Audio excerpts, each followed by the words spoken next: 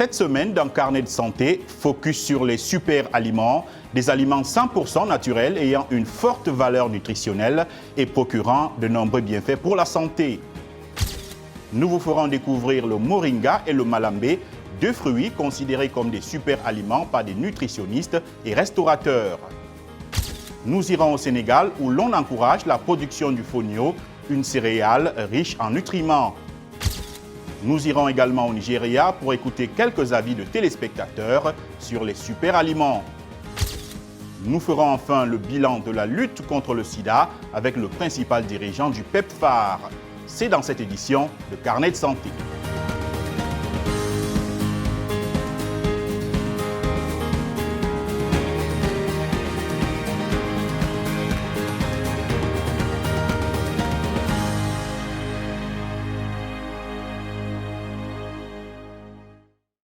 Salut à toutes et à tous, bienvenue dans cette nouvelle édition de Carnet de santé. Nutritif et accessible à tous, le moringa et le malambé sont des fruits bien connus au Mozambique. Ils sont considérés comme des super aliments car leurs propriétés nutritionnelles surpassent celles de nombreux autres aliments contribuant à une bonne santé. C'est l'avis de nombreux nutritionnistes comme Erika Manuel pour qui il est important de populariser ces aliments afin d'encourager leur consommation. Reportage de Sergio Nambi, relaté par Dili Diko. À première vue, elle ressemble à une plante ordinaire, mais les petites feuilles du moringa figurent sur la liste des trésors nutritionnels considérés comme des super aliments. Ils sont appelés ainsi parce qu'ils ont un niveau élevé de nutriments par rapport à d'autres aliments. Comme l'indique Erika Manuel, les super aliments tels que le moringa et le malambé peuvent être trouvés facilement au Mozambique. Consciemment ou inconsciemment, les gens les consomment déjà dans certaines régions du pays. Mais il est nécessaire d'en savoir plus sur leur efficacité réelle. En parlant de super aliments, des aliments qui contiennent plus de nutriments que d'autres, le malambé, lui, contient 2 fois plus de calcium que le lait. En ce qui concerne la vitamine C, le malambé en contient 3 fois plus que l'orange. Il est donc considéré comme un super aliment. Dans certaines régions, principalement au nord du Mozambique, où l'on prépare du curry au poulet et on y ajoute du malambé, les gens disent qu'ils font cela pour donner ce goût acide à la sauce et sans s'en rendre compte, ils enrichissent leur nourriture. Inconsciemment, la population consomme du malambé, mais il est important de transmettre l'information pour qu'elle sache qu'en plus de l'acidité recherchée, il y a aussi cette valeur nutritionnelle ajoutée qui est très importante.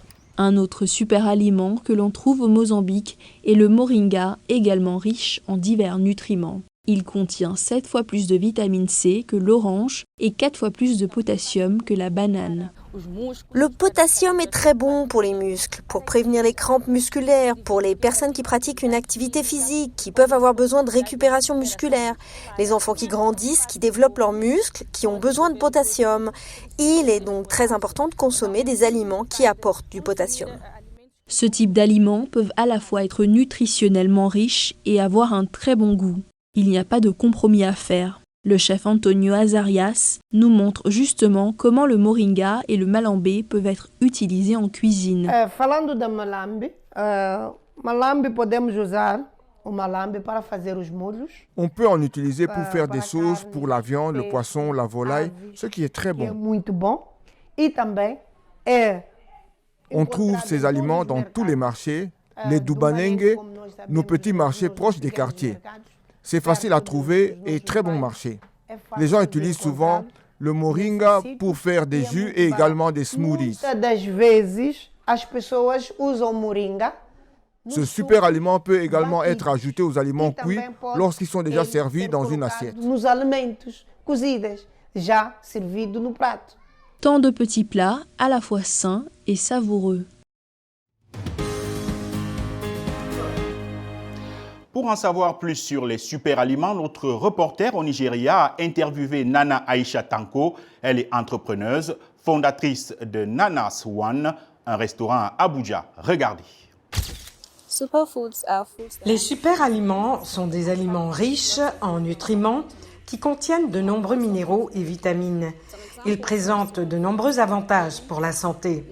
Nous avons par exemple les haricots, les noix, le poisson, le brocoli et les fruits. Les haricots sont une bonne source de fer, par exemple. Le brocoli contient des vitamines et des minéraux qui favorisent la croissance. Le poisson est riche en acides gras, oméga 3, et les noix aident à réduire le cholestérol et sont bien pour les patients diabétiques. Le yaourt a de nombreux avantages, car il sert de probiotique. Je pense que les superaliments devraient être consommés régulièrement afin de renforcer l'immunité avec tant de maladies qui sont facilement contagieuses. Maintenant, vous savez que vous devez manger ces aliments afin de maintenir votre immunité à un niveau élevé, de sorte que vous ne soyez pas facilement infecté par une maladie. C'est donc quelque chose que nous pouvons incorporer dans notre régime alimentaire et que nous devrions manger plus régulièrement. Les haricots, du soja aussi. Nous avons le lait de soja pour les enfants. Il y a quelque chose que nous appelons notre tofu. Vous pouvez l'incorporer dans les salades et dans les repas principaux. Il n'est pas forcément nécessaire de le faire frire, car la friture le rend moins nutritif à cause de la quantité d'huile. On peut donc l'incorporer à notre régime alimentaire en faisant des soupes de tofu ou des salades. En ce qui concerne l'alimentation, je dirais qu'il faut penser à de nombreuses façons de consommer les aliments, plutôt que de se limiter aux façons conventionnelles. On peut en faire des jus, par exemple, ou du thé. On peut imaginer de nombreuses façons de les consommer en faisant de délicieuses recettes. Le moringa est une plante très commune et un super aliment qui est oublié et dont on ne profite pas vraiment, et il est très facile à cultiver. Il y a tellement d'avantages pour la santé dans le moringa. Certains d'entre eux servent d'agents anti-inflammatoires pour aider à réduire le cholestérol. Ils aident dans l'obésité. Vous savez, avec la gestion du poids, ils aident avec l'approvisionnement en lait maternel pour les mères allaitantes. Je vous recommande de planter assez de moringa afin qu'il soit à portée de main, car si vous en avez à proximité, ce ne sera pas un problème de vous en procurer. Parfois, nous ne les consommons pas parce qu'ils ne sont pas nécessairement proches de nous ou parce qu'il est difficile de les trouver au marché. Parfois, du manque de disponibilité de ces super aliments. Je vous recommande donc de les planter. Les populations ne connaissent pas forcément la notion de super-aliments, même s'ils savent que certains aliments sont très nutritifs et bons pour la santé. Notre reporter au Nigeria a recueilli quelques avis sur la question suivie. Nous avons plusieurs centaines de types de super-aliments que je connais et je peux même les citer pour vous. Vous savez, le moringa, pour être précis, l'hibiscus.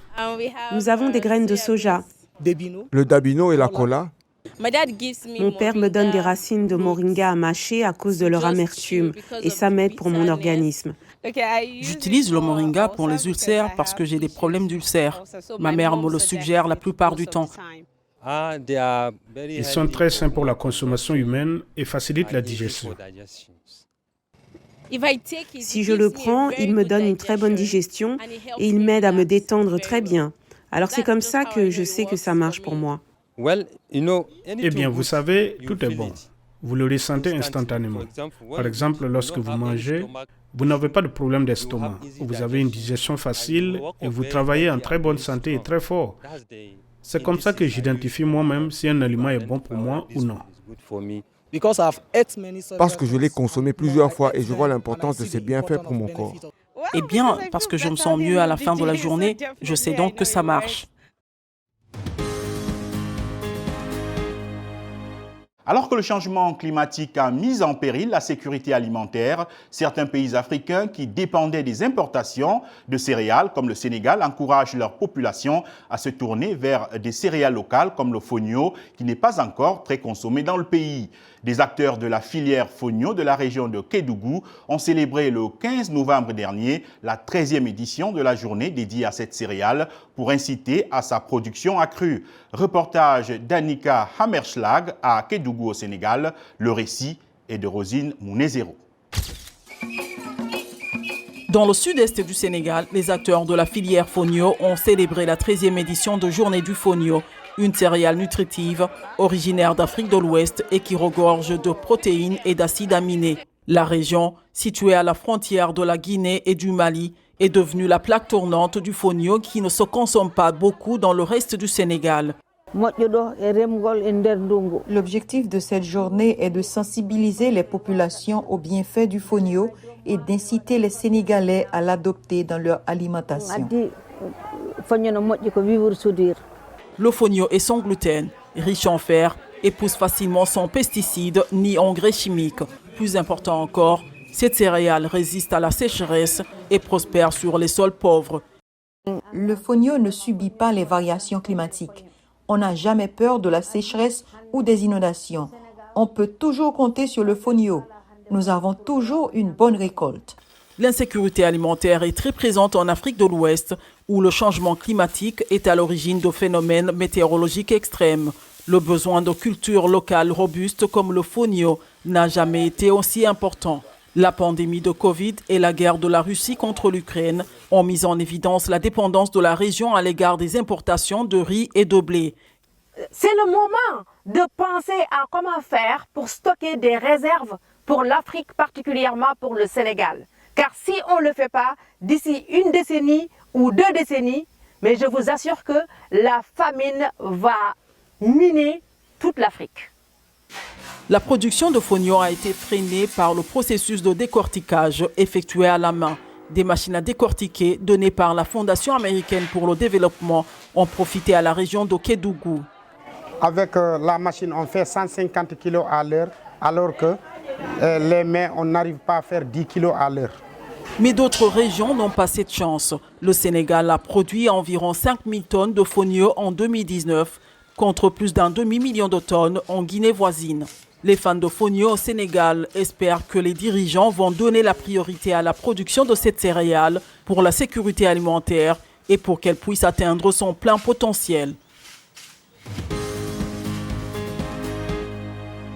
Mettre fin au sida d'ici 2030 est un élément important des objectifs de développement durable adoptés par les États membres de l'ONU en 2015.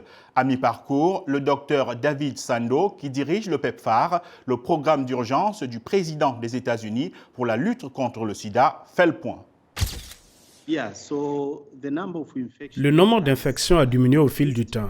Nous avons assisté à une baisse massive du nombre de personnes infectées chaque année par le VIH-Sida. Je vais vous donner un exemple.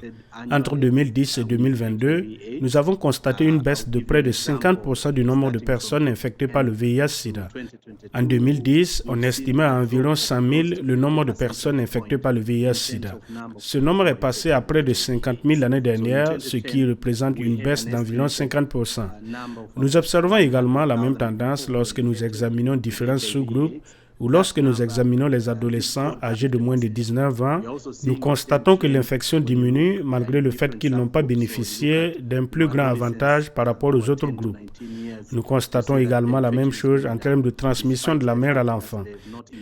Et si l'on compare les chiffres de 2010, qui étaient d'environ 17 000, à ceux de 2021, qui étaient d'environ 9 400, il s'agit d'une baisse importante.